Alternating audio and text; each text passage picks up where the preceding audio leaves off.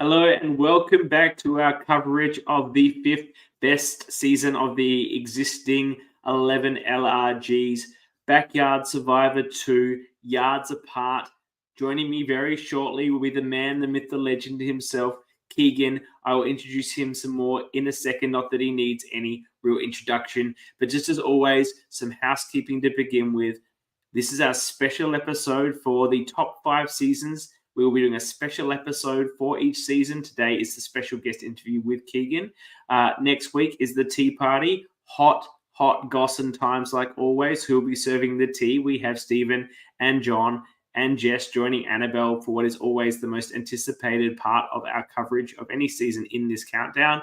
And thereafter, we will reveal the results of the coveted awards. Please get on and vote. There's a lot of voting happening. Some of these positions are closer than they've ever been. So if you haven't voted, get in there and vote for the people that you think are most ORCA, the best MVP, who you want to see again. Get in there and get them in. And then I'll be catching up with Kyle and Brian to talk about everything that was their experience in putting together this fantastic season. Just a little bit of quick housekeeping. We're then going to quickly pivot into our coverage of the fourth best season, Sydney Survivor Season 1, before taking a break as we pivot to our coverage of Canberra Survivor Season 3, coming out at the end of September. Very much looking forward to that. And we'll take a break from this countdown and return to the final 3, the top 3, when there isn't an existing season happening. So without further ado, that's the housekeeping. Now I'm going to bring in my guest, who I'm very excited to have here. We haven't been able to talk to him on the countdown before, and it's fascinating to bring him on because he's the only person who, in these 11 seasons that we're covering in this countdown, played in 3 of them. He actually also crewed 3 of them. So of the 11, he was a participant in one way or another in 6. And we were working out other people that might be in that category. And we think the only person who might be the same would be Liz, and she hosts and runs these things. So that doesn't even count. He was there as a player or a crew member for over half of the seasons we've covered. So it'll be really great to get his perspective on the way these LRGs have developed over that period of time and how they've grown and what their experience is. Bringing in Keegan, I just want to give a little perspective on my first experience with the man. He was crewing on Playing with Fire, and I just saw this larger-than-life character, big voice, big personality, giving us the rules of the challenge in quite a clear and succinct way, which was quite a challenge, I think, to give those rules to a bunch of people who are questioning you. Very fair advocate and judge of the rules as well. You could tell he knew his stuff when it came to challenges. I'd never seen him do a challenge. I just knew he was a challenge beast from the way he handled it. He was also the manliest man I'd ever seen when he picked up this giant fire that I'd lit and we just chucked it on the back of his ute, and he drove it over to another shed that we were sleeping in. I thought that was particularly masculine, which got me excited.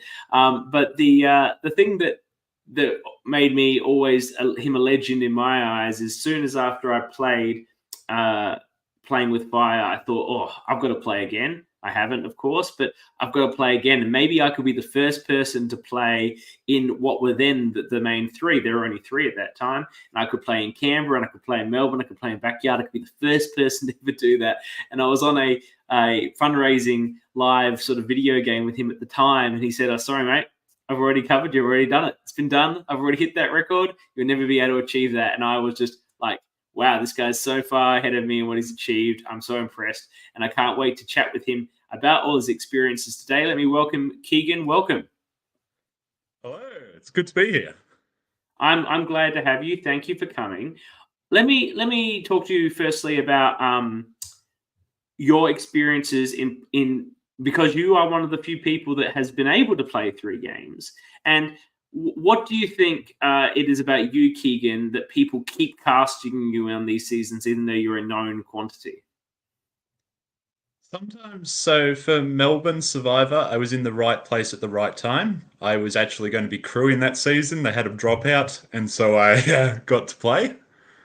Backyard Survivor, I applied, and Melbourne wasn't, season 1 wasn't a big thing, so I was still an unknown quantity there, but I had a chance to meet Kyle at Melbourne Survivor.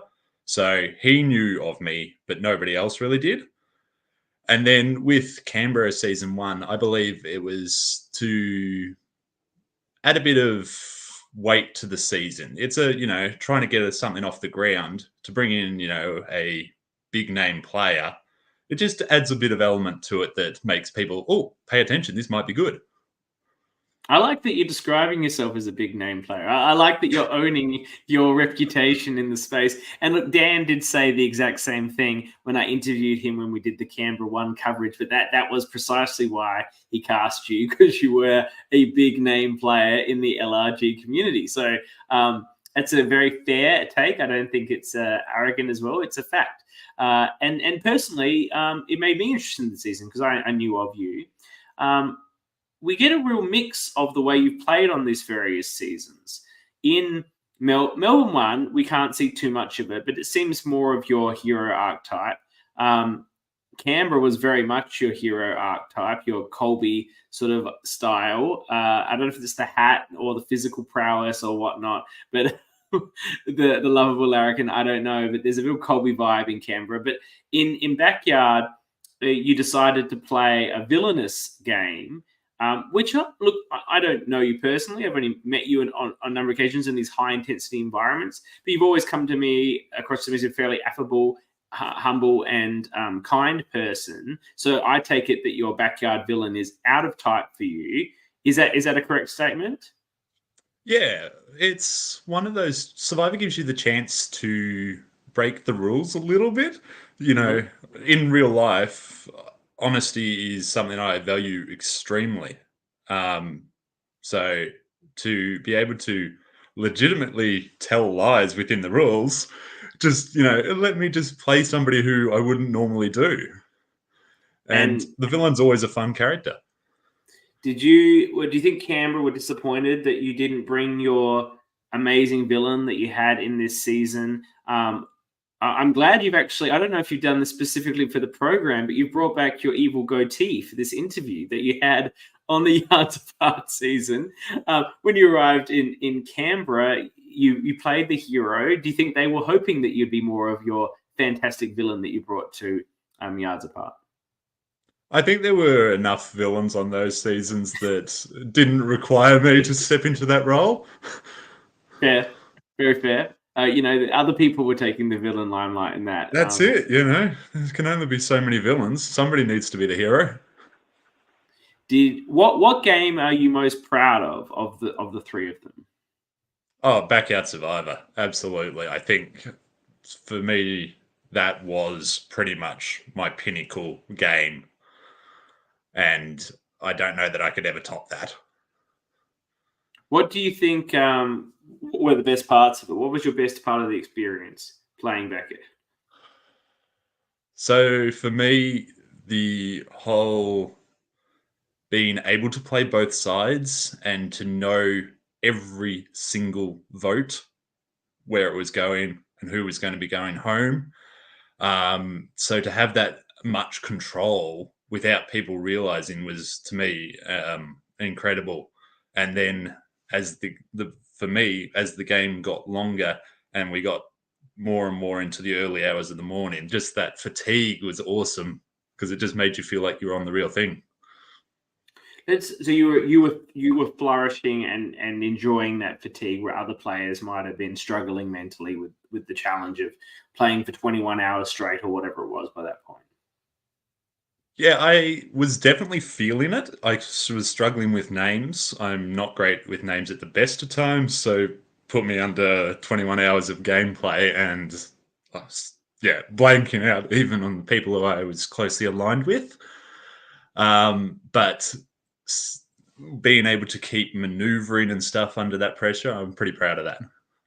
And of course, you pulled off what is likely the best move in any of these 11 LRGs. Now, I was giving you a lot of credit for the full play of this move. You seem to support that in the comments. I'll be keen to hear whether my interpretation of what you did was correct. I'll remind, not you, obviously, you know what you did, but I'll remind everyone that's listening that may not have tuned into our other coverage. It's the final 9. There is a split tribal to the extent that 2 people are going to be voted out of the same set of votes. So top 2 people with the most amount of votes are going to go.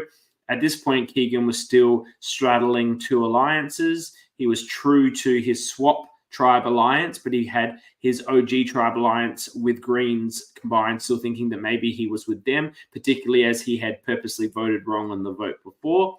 And as a result, everyone was shit scared because of the fact that, you know, in this sort of situation, anyone could go, whether you've got the numbers or not. There's an exposure. And with that in mind, he commented how scared he was. He didn't have immunity, which was somewhat fortuitous because you probably would have beat Stephen at the challenge. And then I think you would have looked less, you know, worried about yourself. The self-interest, I think, is what got you here. He has a self-interest move, and he says, I'm going to come up with a plan to ensure that the people I want go home. And what was the plan that you came up with here, Keegan, that was the masterstroke?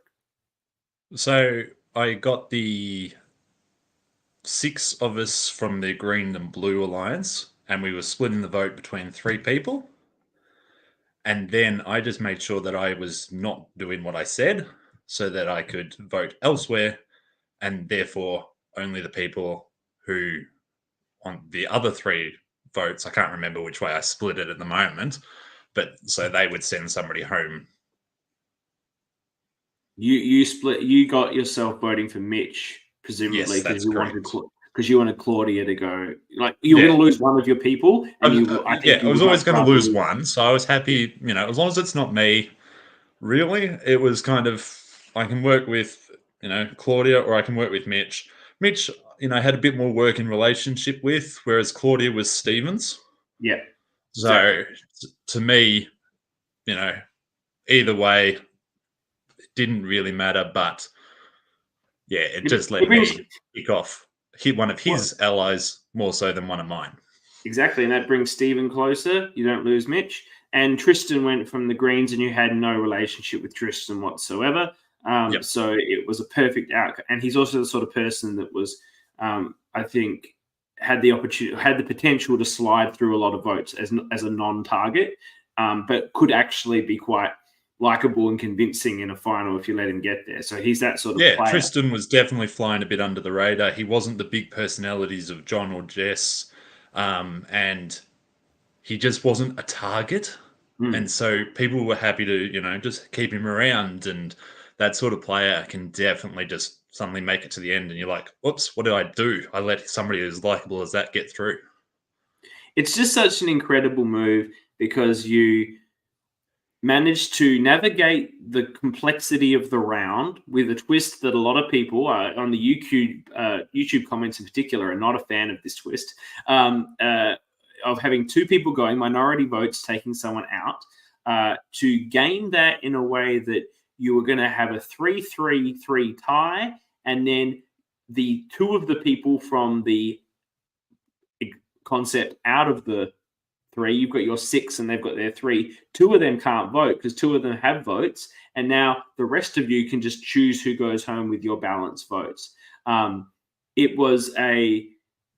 you could just choose the 2 of them. So you had a perfect play to navigate the 3-3-3 plan, given the 2 persons going home. And then on top of that, while putting that together and selling it to everybody, you know that you're going to completely go against it, make sure you get a vote on Mitch, and turn it into a vote where one of them goes. And it seemed like even in the aftermath, no one pinged you for what you did.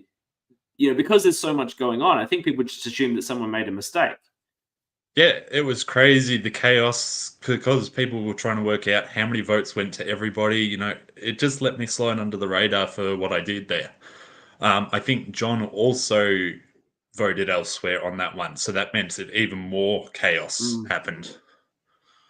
And then an incredible move, and potentially a game-winning move if you made the end. We've talked a lot about on this coverage so far what you could have done to make the end, and it's the strong view of the Orcas that have discussed it on this coverage that you probably shouldn't have voted out Mitch when you did. He was a loyal player to you, and you really needed Jess around at the final 4 to create that person that has to go in front of you.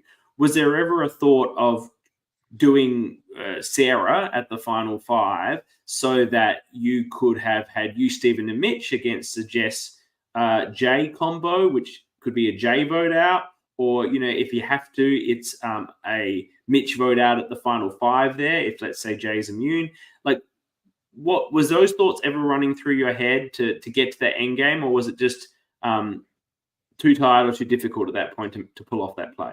No, so at vote final 6, when I targeted Mitch, I could sense he was trying to start to sway people onto me. So that's the reason I decided to take him out then. I still don't think that was the worst move, because the other thing, Mitch was a challenge threat in this game. He'd won 2 of the immunities already. Yep. I could see him as somebody who could beat me at a challenge. And so that I wanted to get him while I still had the opportunity. So I don't think it was a worse mistake to target him at 6. My mistake was at 5, I reckon. When we were at 5, I had Stephen, Sarah, myself, Jay, and Jess. If I had have targeted Jay like Stephen was trying to get me to do, then I would have kept Jess as the bigger threat for final 4. And hindsight's a wonderful thing, but yeah, sure enough, Jay wins immunity. I can't target her at final 4, so therefore, wrong move. Was there a consideration of Sarah at that point? Were you concerned about a 2-2 with the girls and you and Stephen in that scenario? Yeah, I was a little bit worried about a 2-2. Plus, Sarah, I was, she wasn't functioning at that time of night. She was talking about quitting and stuff. So to me, I saw her as you take her to the end and you win easily against her. So I was more trying to plan who I wanted to sit through at the final 3 by keeping her around. Do you feel that and you weren't at the final tribal council in a final contestant point of view, but do you feel that part of this these final tribal councils and the theatre of it, and the way you say Sarah has sort of lost the motivation at that point, with the jury not being there for so many of those final tribal councils, any of those sorts of issues, in my view, would probably just not be relevant. And I think that's probably not in the spirit of the game. Were you disappointed to see the jury members not showing up throughout the final last couple of tribal councils? Yeah, I love an audience to perform to. So the more that it went home, it meant you couldn't do moves and build your resume in front of them. Whether that's just giving them a look or, letting them know that was my move sort of thing. Yeah. You just didn't have that opportunity. I think it's while I understand how late it was getting and that some had to work within, a couple of hours of it, it was a bit disappointing. I think it's the only drawback on the season, and I think you and I are both the sort of people that if we were on that jury, it wouldn't matter what the circumstances were, we would be at every single tribal council. So absolutely. So I like to say that if I was in their shoes, I would do different, and I know I would. So yeah, that's disappointing. And did that play into the lack of anything that you did with this secret idol you had the whole game? Like, you couldn't really showboat with it because of that fact. Were you feeling that, or was it more, look, I'm just playing? Did you ever think about doing anything else with the idol other than a safety net at final 5, which I think in your heart of heart, I think you were probably you tell me 90%, 95% sure you were safe?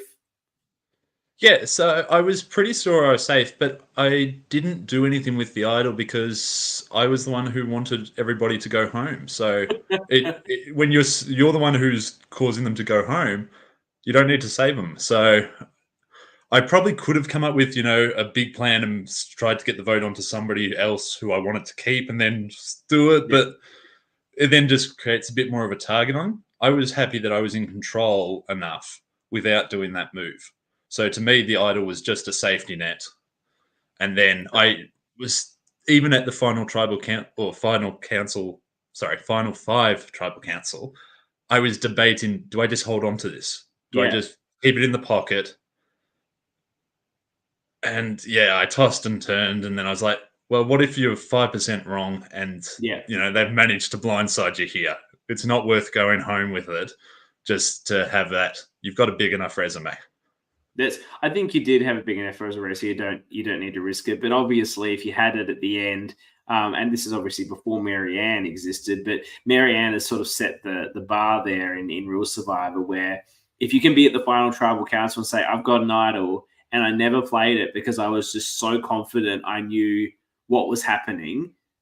Like, it's an impressive thing to do. It's a bit more impressive than I know, and I knew what you meant when you got up and said it. You said, I don't want a souvenir. Like, it means you're probably not going home, but equally, you've got maybe a 5% chance you are, and you do not want to take that risk because why would you? Like, I've done the same thing playing an online game. Like, I know at the final 5 I'm not going home, but I've got this idol. It's the last time, and like, you play it, right? You put in all the work. You don't want to lose it, like, just because you got cocky. Yeah, that's it.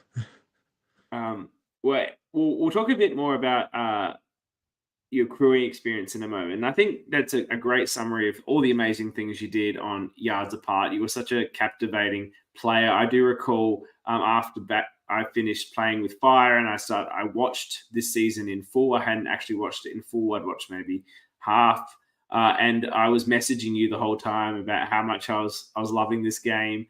And it was great to watch it again and see this great gameplay from you, which I really think is just, look, obviously, like, there's a little part of you that's like this and you enjoy that, but like the evil part as opposed to the hero character.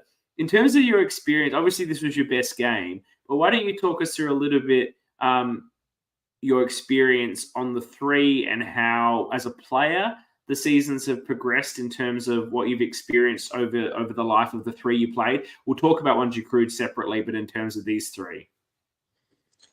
Okay, so Melbourne Survivor Season 1, first game that I played. It was a basic season. No offense to Liz, but just didn't have the crew, didn't have the budget that future seasons did. It was great fun to play, but the quality wasn't there. So to go from that to Backyard and to just be wowed by the challenges and the crew and all that. What was your expectation going into the Backyard? Because this is like, had you watched Backyard Season 1? Yes, I'd watched Backyard Season 1. Which was a step up on Melbourne 1, but it certainly isn't what they delivered here at Yards Apart. So how surprised were you by the step up? Yeah, no, I was pretty surprised. So I expected it to be in a similar sort of backyard, very small location and stuff. And something we've got this massive 4 yards of space to play, and then the challenges. Big river. Yeah, beautiful. Yeah, the Swan River going past, and it would just, you couldn't see the other tribes for a lot of it, and so you felt like you're actually isolated. Yeah.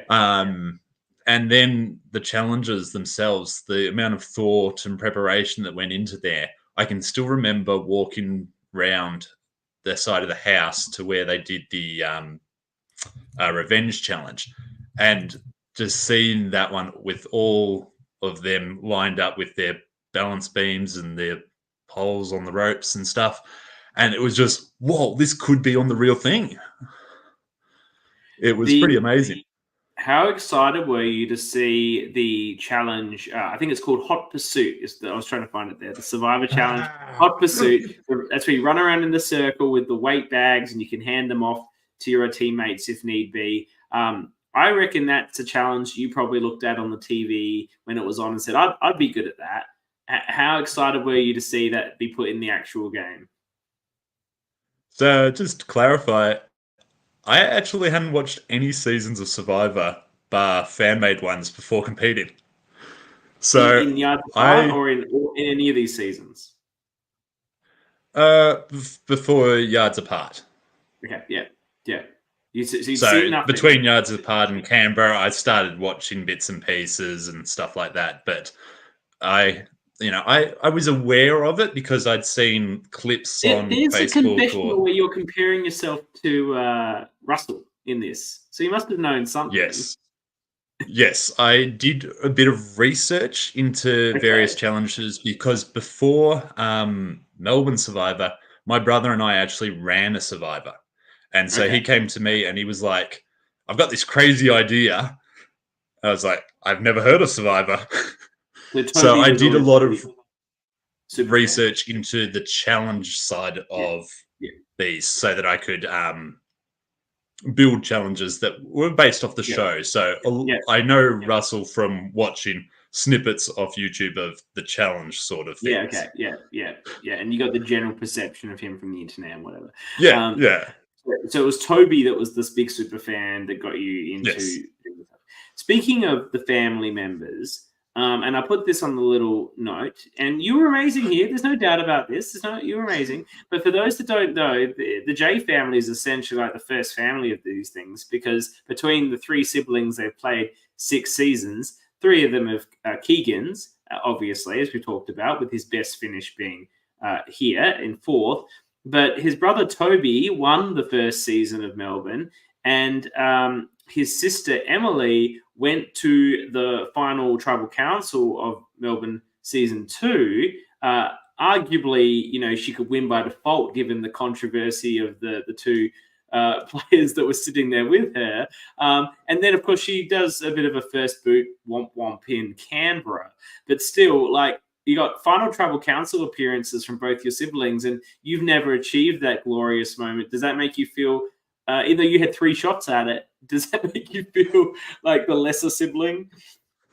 I am very lucky of the Jake and Nick thing to stop Emily winning, because imagine being the only sibling that did not win. Yeah, On their first go as well. They both would have won on their first go. Yeah. Yes. So got out of that one nicely. Yeah, and now I just tell Emily, if you average out the placings of where people finished, I think that still puts me ahead of her. It would, but I think we can give her a default win, to be honest. And then Rosie's here. She says, of all the players, you had to use Russell as a guide. Well, I think it really served. It really served in this. It was so villain, fantastic. and he, likes idols. So, Yeah.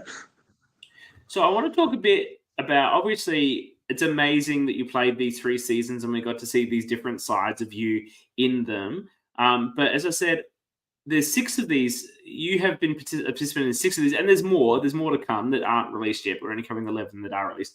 And you've been a huge member of the crew in a lot of these seasons. And what I think is pretty special about you as a crew member, my experience first was in playing with fire, and you came across very strongly like this very knowledgeable 2IC, effectively running a lot of the behind the scenes. Liz would do the discussion for the camera, for example, and then you jump in and tell us about the challenge in perhaps a more detailed manner, and we could ask questions, etc.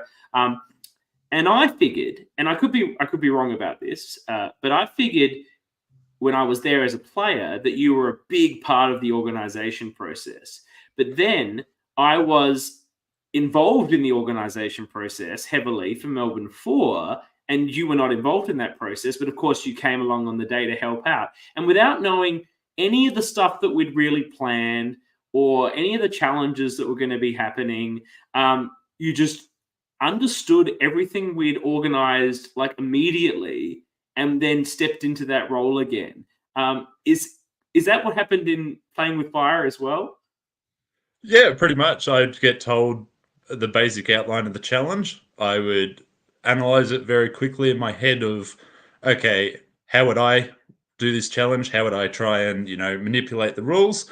And then I would just try and spell it out so that there was no gray areas.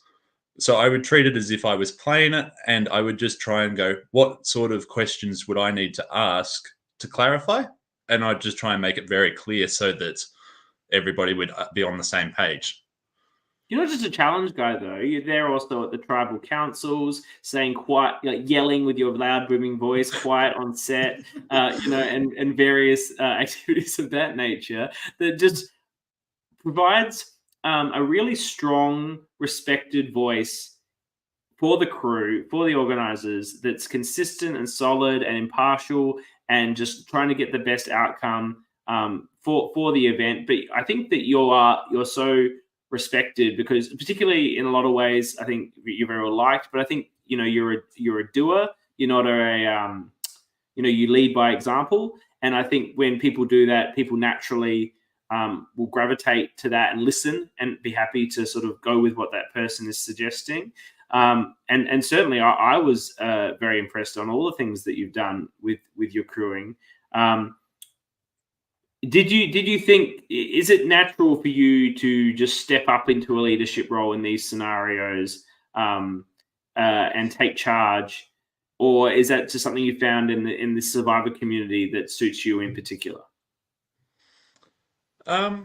My personal preference would be to just sit back and let other people do the talking and taking that sort of lead.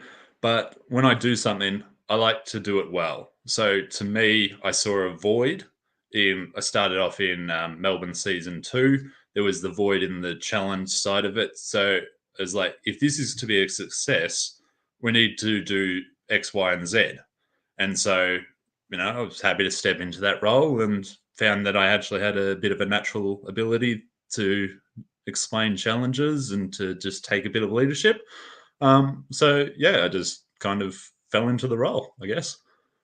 Look, I think you do it really, really well. And it's the other fantastic crew helper out that we will speak to or speak about, I'm sure, later in our coverage is Matt C. And he comes along to a lot of these LRGs and crews, and so he's more of a just tell me what to do and I'll do it. And he never stops working. And he just got a lot of respect for him. You give him a job, and it's going to get done, and it doesn't matter where he is. It's like, yes, please, he'll do, and you don't have to think about it. Doesn't matter what job it is, he'll do it. No pushback. And I'm not saying that you don't do that, but you end up always somehow getting saddled with a bit of a leadership responsibility. Not saying that he couldn't do leadership, but he just tends to be happy to be and given workhorse roles. And neither of you stop working. And this is the thing with these events. Ultimately, anyone that's crewing or helping out is a volunteer, and the volunteers get tired. I remember by the end of Uncharted Waters, I was still going, and I was one of the organizers, and I think a lot of the organizers were all still going because you had to, because that was sort of your role. But the other crew, I've been doing this for a while. I'm having a break, but Matt C will never stop. He never stops. You can always count on him. Yeah, I think the biggest thing with me rather than Matt is I have a very loud voice. So if I've got to yell at people, he's got a very he's softly spoken. He's got a quiet. He's got a very powerful demeanor about himself as well, like you do too. But it's a very quiet, powerful, which I really respect because I would never be able to be quiet and powerful. I'm a loud and big guy. I could never do what he does. It's just command so much respect by saying nothing.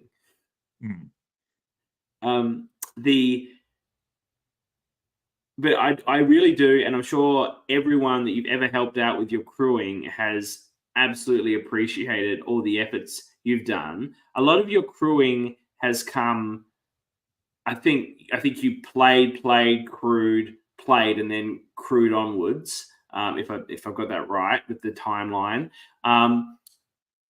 You're like doing it in your head.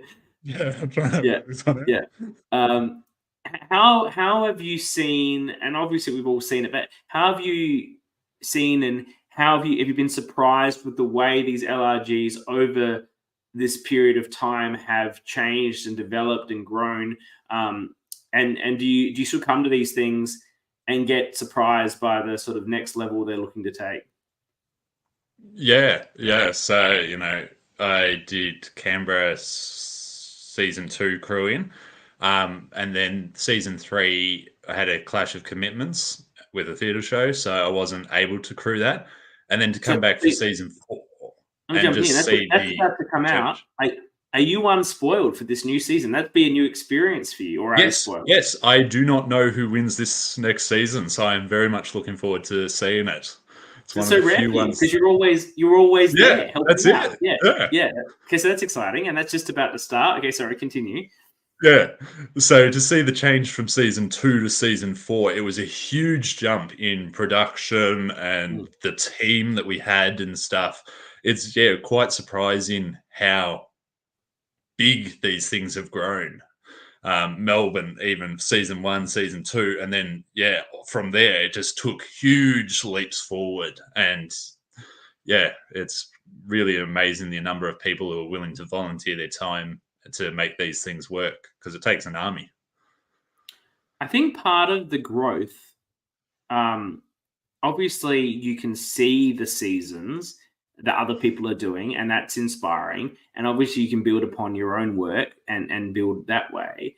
But I think there's probably an element, particularly in these earlier on seasons, where people like you that had the experience of all of them and then were crewing on them. And you could be saying, well, look, when I was on Backyard, they were doing this, so maybe we could do that. Like, you can build upon the ideas, because I know you've come from the very first one that was, just a casual thing, and then into the Backyard 2, which was a step up. I was expecting, when I came to playing with Fire, a well put together game, good challenges. I knew it would be filmed, but I was blown away with the level of professionalism in terms of the Tribal Council set and the setup with the cameras, lighting, microphones. People do a lot more microphones now, but there were microphones. And the organization, moving the tribes around, getting them in the right spot. Like, I was blown away by all that level of professionalism, and I imagine a lot of that stuff grew out of those early seasons that you participated in. Yeah, and the amount of between Kyle, Liz, and Dan, and just the information that gets shared and the ideas of how to do things, it just means that you're not progressing linear, but you're actually getting a whole collective to work together, and that makes it even better. It's become quite a production now. And it's super exciting. And look, to be honest, it's been a drought. So, it's been over a year since we had an LRG. We know there's so many in the can. So I'm super excited to see Canberra versus the World coming out in about just under 2 months, and we'll be doing our coverage. And I'm sure you're excited to see an unspoiled season. I don't even know anyone that's on the season. Like, sometimes, in this space, I've got an idea of other seasons that people might have had a chance to play in again or what have you, like yourself. But I don't know who's on it. I'm excited to find out who all these people are. I'm really excited to see it play out. I said at the start of this, and it was one of my favorite memories of you, and I think I say it again because I just wondered if you remembered it, and whether this is, usual behavior for you, or it's just something that in the moment you felt, oh, well, I can do this. So to set the scene a bit better, second night of playing with Fire, it was very, very wet.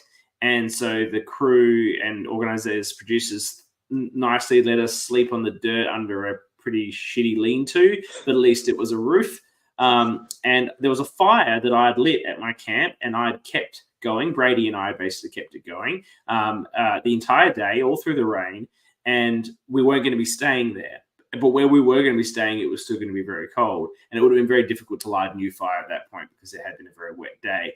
And I don't know if you suggested it or someone suggested it, but you're like, we could bring that fire over. And I'm like, how are we doing that? And so you brought your ute over. You got a couple of straps out of the back. And even though the fire tin would, of course, be very, very hot, so none of us could touch it. It'd be significant risk of a burn there. But you got the straps under. Brady and I picked up one strap either side each. You picked up 2 straps by yourself. And then we just lifted this thing into the back of your ute. I think we put it back on maybe the A-frame, or maybe we didn't put it flat. I guess it didn't go around. Just put it flat, yeah. We were careful. And then we drove that up to where we were staying, and we put it back on the thing.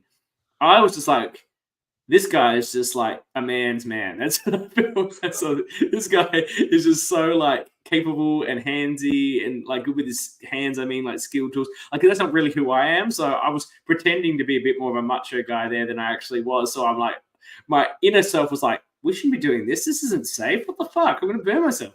But I was trying to be a bit more of a a more confident person in terms of things, outdoorsy stuff than I was. So I'm like, I'll just go with it, whatever. Is that you picking up a fire and sticking it in the back of the ute, or is that just who you are in the Survivor world, in the Survivor crew? So it was a problem that needed to be solved. We wanted the fire from there to there, so I just calculated how we did it safely, and as long as it was doable, we'll do it. And so, yeah, I didn't have a problem with it. A lot of my work and a lot of my theatre commitments require that sort of problem solving. I build sets for a lot of the local theatre companies around here, and you just get given a problem and you just got to come up with a creative solution or make something that's impossible safe. And yeah. This is the thing. You're a builder. You build things with your hands. I'm a lawyer, and all I think about is risk and how I was going to burn my fucking self on that thing. That's all I was thinking about. But I didn't want to be that guy. I was just the cool musician. I hadn't told anyone as a lawyer. Can't be all risk adverse about like a fire. It's just the different sort of people that we are. But that's the great part about this community, bringing different people together from different walks of life. And it's still a memory that I like. You know, you play these games and it goes through in a whirlwind. But I remember that like happening so vividly, and I don't think I'll ever forget it. I was particularly attached to the fire, having lit it and kept it going. I was particularly like, it was my child, and I was glad to see it survive and be brought over, and I was appreciative of that. So I thank you for saving my fire and letting it run. I do believe people neglected it once I got voted out, which is very disappointing, but it survived as long as I did. And I do thank you for everything that you've done for this community when you've played and when you've crewed and I think there's a lot of seasons, certainly from my perspective, that I was there, that if you hadn't been there to be crewing in the way that you had, to take a leadership role like you do, you're not asked to do it, you just step in and do it, and you do it in a way it's very, very useful and very, very respectful still to everyone that had contributed to the production to date. I think a lot of those seasons would not have run as smoothly. So I think the community has a lot to thank you for the time that you've given up, and as a crew member and what you've given that way. And of course, the great games that we've got to see you play, especially this backyard season where, you know, your game it's an all-timer and it's so fantastic to watch and it's so entertaining. So we keep saying the man, the myth, the legend. Ashley said the man, the myth, the legend earlier. But it's very true, and I'm sure you take this a bit like, because I think you're a very humble person deep down. But like, legitimately, I don't think there's a single person's community that would have a bad word to say about you, which I think is a huge compliment to yourself. I've heard after Backyard season 2 aired that I was not very popular in WA, so maybe there might be a few. Well, they can get over it. Come on, like, who cares? Who doesn't like you from Backyard 2? Surely they like you now, right? I made a lot of enemies in that game. Do they like you now or what? Well, being in WA, it's a little bit less, it's not like I see them because I've never been over there to crew an event or something. Oh, so they haven't got to know the real Keegan. They just so I'm still just the evil villain there, no doubt. This is what I fixed. Everyone thought I was a douchebag from when I played, but then I had to make everyone realize that I'm actually not that much of a dickhead after the fact. No, I might have to go over there and crew one just to, repair my image. I think if you I think if you went over there and crewed just one, and the entire backyard community comes out to crew now, so they're all there.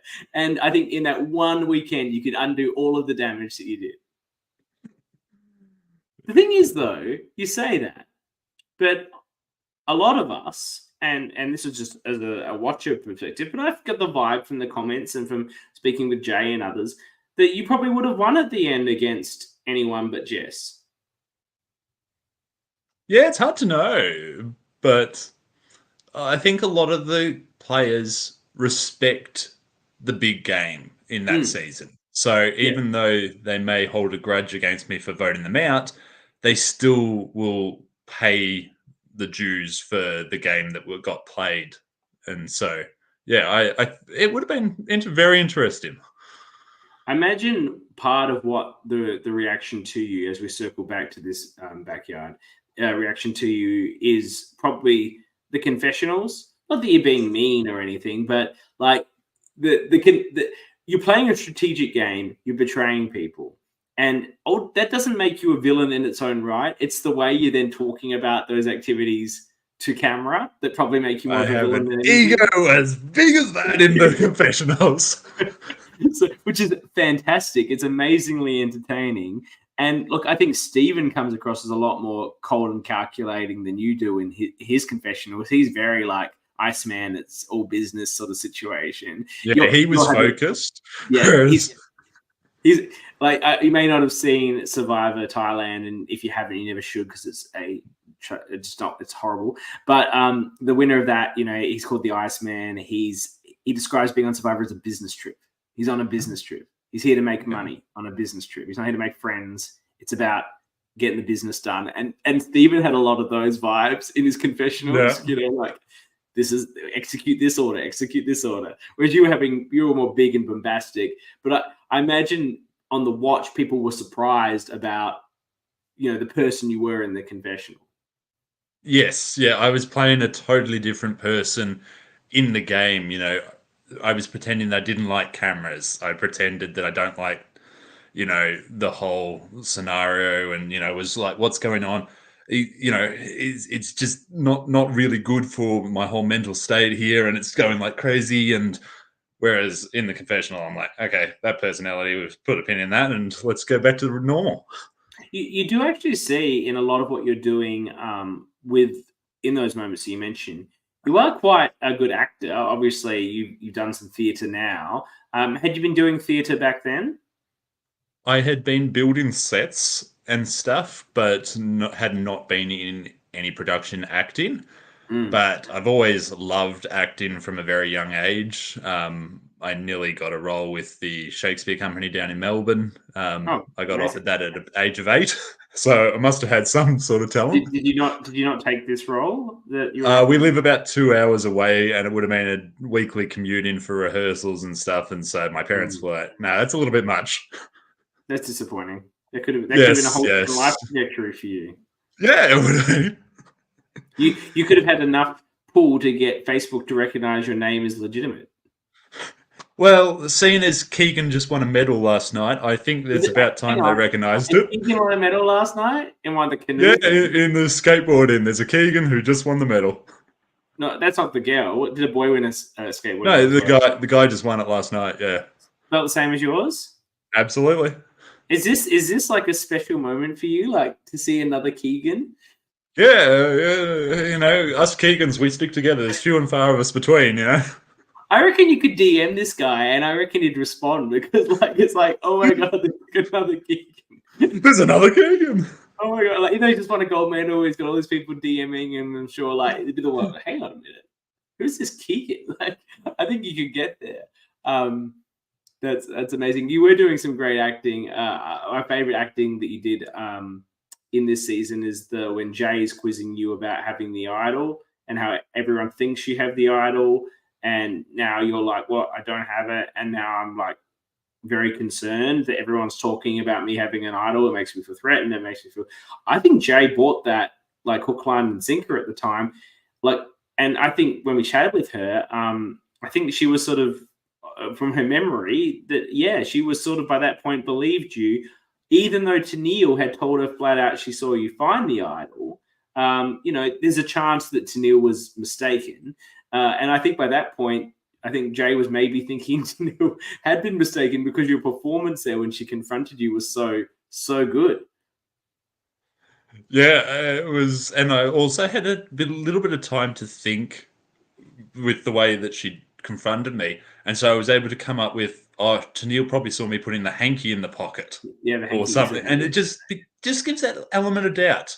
And people believe what they want to believe. So if you put just enough doubt there and they want to believe that you're telling the truth, they'll believe it. That's a great line. That's just been in the confessional. That's a great villain line there. Right? I love that. That's good advice. And I guess we finish off by talking about how this season almost never was in terms of the great Keegan story and player we saw. Had Blue gone to a tribal council, I think there's a good chance that you're copping the votes. Do you think you would have realised that? Or do you think, no way, Tennille and Jay are voting for Jake? depends how well they sold it. I also believe that if we had have gone to a 4-person tribal council, there's a high probability I play my idol. It's just too small a numbers. Okay. And so at that stage, if you haven't had a chance to build relationships early on in the game, you don't know where people stand. And had you identified that the two girls were quite tight quite early? yes, yeah. I had seen that happen, and that either left me as the third in that group, or I could try with Jake. And so I wasn't comfortable in that tribe. So I think if we had have gone to an early tribal, I probably would have just played the idol just because I wasn't happy. Yeah, even though they'd say they're voting for Jake, it's a very believable story. And they only are thinking of voting for you because they saw you find the idol. They don't actually have a personal problem with you. You're getting along well with them. But I guess, as you say, they're voting for you or Jake. So yeah, anything could be happening. If they think that, because Jake was the one who got something, so if he hasn't told the truth to them and they believe, oh, well, he probably has something, so we'll put a safety votes on Keegan, then it just, like I said, it's too small a tribe. 4 people, I don't think it's worth taking that risk. That would have maybe been a better use of the idol if that happened, because you might have saved yourself. So, like, right off the bat, you've used the idol in an effective manner early Used on. an idol correctly, yep. Yeah. So that would have just made you. I reckon it makes you a threat, obviously, if you use an idol correctly. But I think using one on the first vote is probably the best place you can use it, or even probably the second vote, because I reckon the second vote no one even remembers. Like, even if you did something like that, like the last thing you want to do is be playing idols on yourself successfully, like mid-merge, because then it's like, oh, we're going to get rid of this guy. But like, it's like the one time idol, it's like you've got to go. But I think you were probably never in trouble, because a tribe that has you on it is generally going to win the challenge. I would expect. I think that there's 3 reasons for that. One is your knowledge of the challenges, how they're put together, how that they are, and therefore how to exploit them potentially. 2, your own physical ability in challenges, mental, physical, has been shown to be very, very strong. And 3, because you're good at challenges, you can also take a leadership role in the challenge, which you're not afraid to do, and bring the team with you. And you can lead by example because you're known as someone who's quite good at the challenges. I think when you have all 3 of those things going, you're probably not going to lose many team challenges in a Survivor game when you have other tribes that are not so perhaps well coordinated. Yeah, it takes you'd have to have a fairly heavily weighted to the other tribe for me to lose. I mean, Melbourne season 1 was a bit of a. You lost a lot 3. there, actually. Yeah, I lost a lot of things, but couldn't really get the tribe to gel. And plus, that was early on in my career, so I hadn't seen a lot of the tribes or challenges and worked out how to take those sort of leaderships. But after that one, didn't lose the backyard team challenge or tribal challenge, and then only lost one in Canberra as well. So I think, my skill set definitely gives weight to winning those things. And when you understand it, you can build your team into something more than the sum of its parts.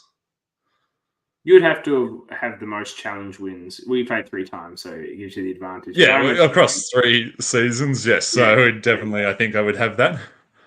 I think that that's always going to put you in a good stead. But I think it's a great story if we follow your story with 1 where you're just learning the game, and then you are down in numbers, and then you survive through the merge and get knocked out by your own brother who decides that he needs to cut you. The great backyard villain turn, and then a final as stands appearance on Canberra, where you are more of the hero, and you do lead your tribe to a lot of success, and you're a big player, but in that heroic sense, and you're just seen as like way too much of a threat to keep around, even though you push that guy over like in the most aggressive, physical, altercation that exists on any of these 11 LRGs. You pushed poor Brad over, running for an idol that like neither of you even knew was even anywhere near there. Do you get a lot of flack for the old push on Brad? Yeah, a little bit. People keep reminding me about that one. Is that in your nature to like if you're playing sport, are you quite physical like that? When I step over the white line, there's a different personality. Yeah. So that's where it was. Well, I think that's a great point to end on. Thank you so much for joining me, Keegan. And look, Keegan didn't write that below his name. I wrote 3-time king because Yeah, I think it should be 3-time loser though.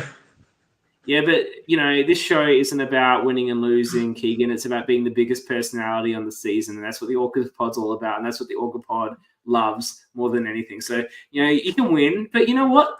And no offense to any of the winners watching here, but often they're a little bit boring. They're great players, great strategy, great survivor. But are they entertaining me constantly? Not all the time.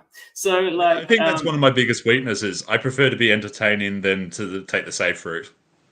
And that's got, you might not have won, but you played 3 times, which is more than anyone else can say to date. So what does that say? To get cast, you want to be a star, not a winner. And you are absolutely a star in both the sense of the player and what you've done for the community and your crewing. So thank you so much for everything you've done. Thank you very much for coming on. And I want to thank everyone that's watched this live and equally everyone that's watched this in the future. In the future from now, when you're listening or watching to this, I know you do watch. I know you do listen, so we appreciate your continued support of the ORCA pod. We will be back next week with the Tea Party, everyone's favorite episode. That will be very, very exciting, I'm sure. Annabelle will be joined by John, Jess, and Stephen. I'm not sure of the time that's going to be. It could be at a weird time because John's actually in the UK now, I believe. So we'll have to see about that, but it will be on. Then our usual, the awards, plus catching up with Brian and Carl. Always love catching up with them and get their experience from creating the season. Then we jump into Sydney. It'll be we'll get 5 episodes in about 4 weeks. So it's going to be a push for Sydney because then we are going to be excited to get into versus the world. Canberra versus the world coming end of September. Cast release may be dropping in a couple of weeks. If you're not already subscribing to Canberra Survivors social media or YouTube channels, go and subscribe now so you don't miss any of the action when it comes out. I'm excited. I'm sure you're excited, Keegan. Yeah, very excited for that one. We're all excited, and I hope you'll be joining us for our coverage. Thank you again to everyone. I will see you in next time.